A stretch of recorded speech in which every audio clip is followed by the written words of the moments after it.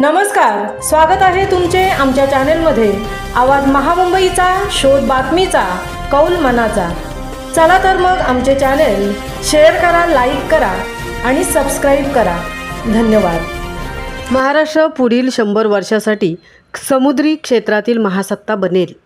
मुख्यमंत्री देवेंद्र फडणवीस। भारतातील सर्वात मोठ्या कंटेनर टर्मिनलचे उद्घाटन। भारताचे पंतप्रधान नरेंद्र मोदी आणि सिंगापूरचे पंतप्रधान लॉरेन्स वोंग यांनी आज जवाहरलाल नेहरू पोर्ट JNPA येथील सिंगापूर बंदर प्राधिकरण PSA Mumbai container terminal BMCT phase 2चे हैदराबाद हाऊस नवी दिल्ली येथून दूरदृश्य प्रणालीद्वारे उद्घाटन केले। या ऐतिहासिक सोहळ्याकरता मुख्यमंत्री देवेंद्र फडणवीस हे JNPA port PSA Mumbai container terminal BMCT phase 2 Uran जिल्हा रायगड येथे उपस्थित होते।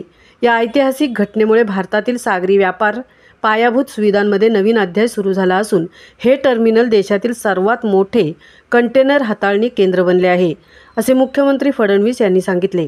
त्यांनी महाराष्ट्राला समुद्री क्षेत्रातील महासत्ता बनवण्याचा संकल्प व्यक्त करत या प्रकल्पाचे यश पंतप्रधान मोदींच्या अमृतकाल दृष्टिकोनाला समर्पित केले।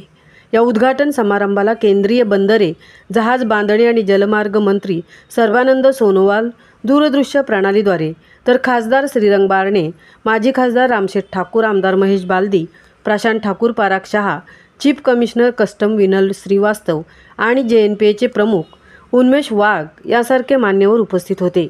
यावेळी केंद्रीय राज्यमंत्री शंतनू ठाकूर यांनी केंद्र सरकारच्या सागरी विकास धोरणाबाबत सविस्तर माहिती दिली, तर JNPAचे प्रमुख उन्मेष वाघ यांनी टर्मिनलच्या विस्ताराबाबत प्रास्ताविक केले। आवाज महामुंबईच्या चॅनेलसाठी विठ्ठल ममताबादींसह तृप्ती Bhoir, Uran.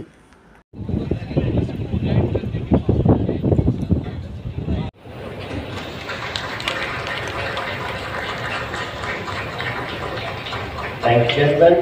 We next have the exchange.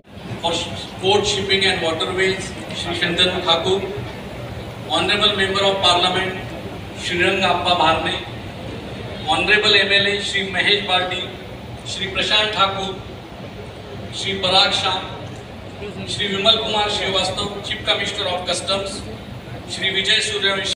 Thank you, gentlemen. We next have the exchange of Memorandum of Understanding between the Ministry of Skill Development and Entrepreneurship India and the Ministry of Trade Industry Republic of Singapore for establishing a national center of excellence for skilling and advanced manufacturing at the National